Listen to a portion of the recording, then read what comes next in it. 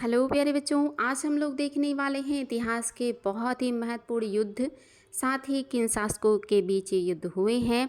साथ ही ये भी देखेंगे कि किस वर्ष ये युद्ध हुए हैं, चूँकि आयोग के द्वारा सब पूछा जाता है, शासकों के बीच भी और साथ ही वर्ष भी पूछे जाते हैं। तो चलिए शुरुआत करते हैं आज के शानदार क्लास की। पहला युद्ध है आपका तराइन का प्रथम युद्ध। और आप सभी को पता है कि तराइन का प्रथम युद्ध पृथ्वीराज चौहान और मोहम्मद गौरी के बीच हुआ था। और ये युद्ध हुआ था आपका 1191 में, जिसमें मोहम्मद गौरी बुरी तरह हारे और अपनी जान बचा करके मैदान से भाग खड़े हुए।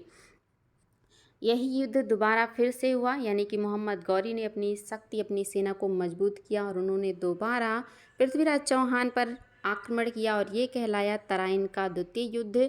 और ये पृथ्वीराज चौहान और गौरी के बीच हुआ, लेकिन इस बार पृथ्वीराज चौहान मोहम्मद गौरी से हार गए और ये युद्ध हुआ आपका 1192 ईस्वी में।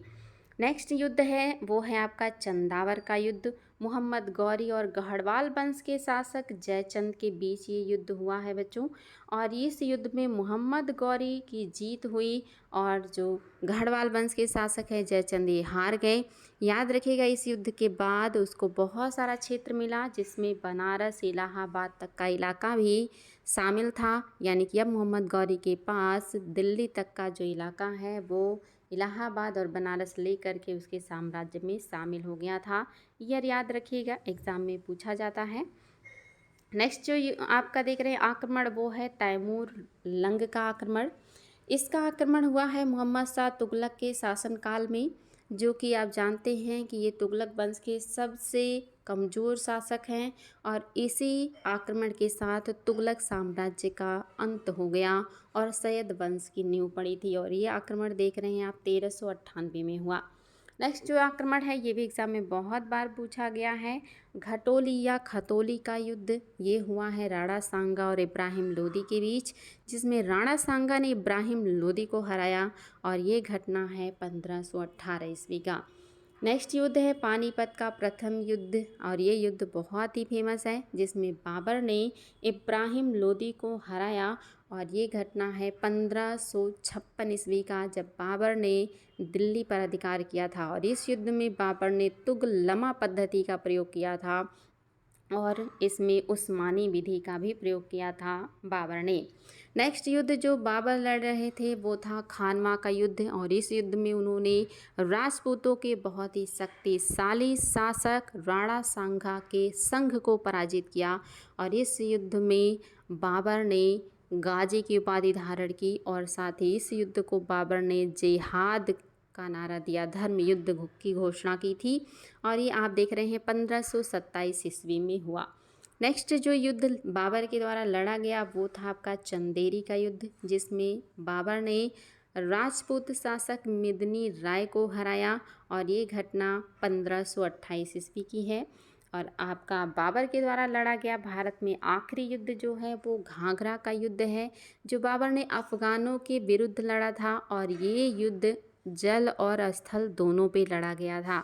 याद रखेंगे बच्चों, इसमें अफ़गान भी हैं और अफ़गानों की तरफ से इसमें शेरशाह सूरी भी बाबर से लड़ रहे हैं, लेकिन बाबर ने इन्हें पराजित किया।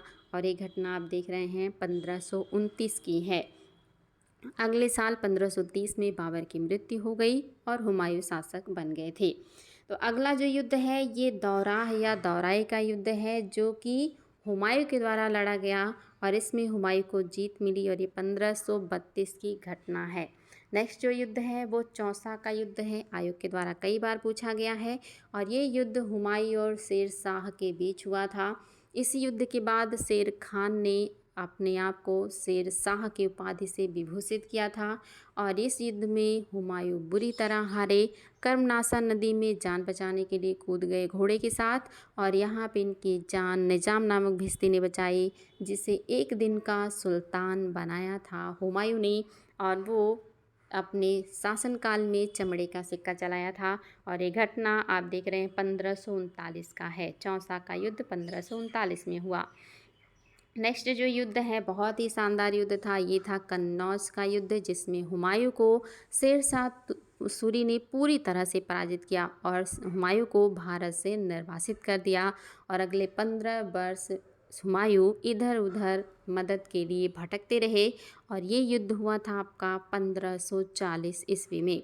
नेक्स्ट जो आपका युद्ध हुआ ये था कालिंजर का युद्ध, और ये युद्ध शेरशाह सूरी के जीवन का आखिरी युद्ध है। ये आयोग के द्वारा पूछा गया है कि शेरशाह सूरी का आखिरी युद्ध कौन सा था, या कौन से युद्ध के दरमियान शेरशाह सूरी घायल हुए और किला जीतने की खबर सुनते ही उनकी मृत्यु हो गई। तो ये था कालिंजर का आपका किला या युद्ध, जो कि वर्तमान यूपी के बांदा जिले में पड़ता है, और ये हुआ था 1545। यही साल शेरशाह सूरी की मृत्यु का भी है। जितने महत्वपूर्ण युद्ध हैं मैं उन्हीं को डिस्कस कर रही हूँ जो आयोग के द्वारा बार बार पूछे जाते हैं। अगला युद्ध है आपका सरहिंद का युद्ध। ये 15 वर्षों के निर्वासन के बाद पुनः दिल्ली पर अधिकार करने में सफल हुए हुमायूं, और ये युद्ध हुआ आपका 1555 ईस्वी में। ये युद्ध याद रखेंगे बच्चों, सरहिंद का युद्ध कहलाता है। अगले युद्ध की बात करें तो ये है आपके पानीपत का द्वितीय युद्ध, जिसमें अकबर ने हेमू यानी कि विक्रमादित्य आपके 14वें नंबर के हैं हेमू, इनको हराया था। और इस युद्ध के हार के बाद मुग़लों का फिर से दिल्ली पर पूरी तरह से अधिकार हो गया, और ये घटना है 1556 ईस्वी का। हेमू भारत का आखिरी सूर्य कहलाते हैं। हेमू आखिरी हिंदू शासक हैं जो कि बैठे थे दिल्ली के सिंहासन पर, और 14वें विक्रमादित्य भी थे। धर्मत का युद्ध ये औरंगजेब और दारा सिकोह के बीच लड़ा गया, जिसमें औरंगजेब की जीत हुई और दारा सिकोह युद्ध की भूमि से भाग निकले थे, और ये घटना 1558 का है। और इस वर्ष आगरा में अपना राज्याभिषेक किया था औरंगजेब ने। दूसरा युद्ध जो औरंगजेब लड़े हैं जो है दारा सिकोह के साथ, वो है सामूगढ़ का युद्ध, जिसमें औरंगजेब ने दारा सिकोह को पराजित किया, और इसी युद्ध के बाद दारा सिकोह को बंदी बना करके सज़ा दी गई, यानी कि मृत्यु दंड दिया गया था। याद रखेंगे बच्चों, और ये घटना आप देख रहे हैं ये भी आपके 1558 का है। अगला युद्ध है सामूगढ़ का युद्ध, औरंगजेब और दारा सिकोह के बीच। अच्छा ये हुआ था, ठीक है। धर्मत अब मैंने बता दिया, ये 59 की घटना है बच्चों। धर्मत 58 में और 59 में हुआ है आपका सामूगढ़ का युद्ध, और इस युद्ध के बाद औरंगजेब ने अपना दूसरा राज्याभिषेक कराया था दिल्ली में। तो ये क्वेश्चन भी आता है कि कौन से मुगल बादशाह हैं जिन्होंने 2 बार राज्याभिषेक किया है, कब किया है और कहाँ किया है। तो 1558 का जो है ये आगरा में, 1559 का जो है वो दिल्ली में राज्याभिषेक किया है औरंगजेब ने।